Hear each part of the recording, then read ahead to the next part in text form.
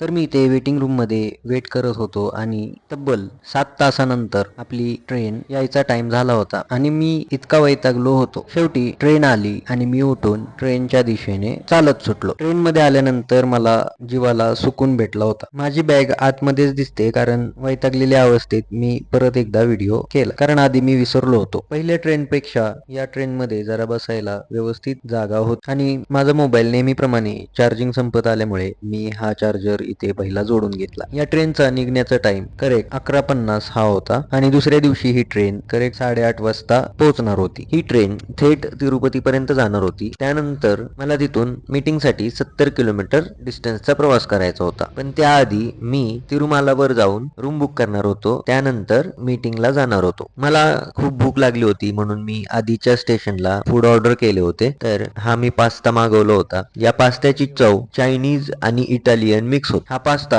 Italian लागत होता आणि त्याच्या बरोबर असलेला हा मसाला चायनीज सारखा लागत होता, म्हणजे मंचुरियन सारखा लागत होता. पण ते कॉम्बिनेशन मला खूप आवडलं आणि मी सगळं पास्ता फस्त करून टाकला. त्यानंतर सगळा टेबल वगैरे साफ करून घेतला आणि मी झोपण्याची तयारी केली. म्हणजे तात्पुरतं पडलो होतो आणि मूवी वगैरे बघत होतो. मूवी बघता बघता कधी रात्र झाली आणि मी व्हिडिओ करायचं विसरलो आणि थेट मला रात्रीची भूक लागली म्हणून मी हा KFC वरून रोल मागवला. व्हेज होता.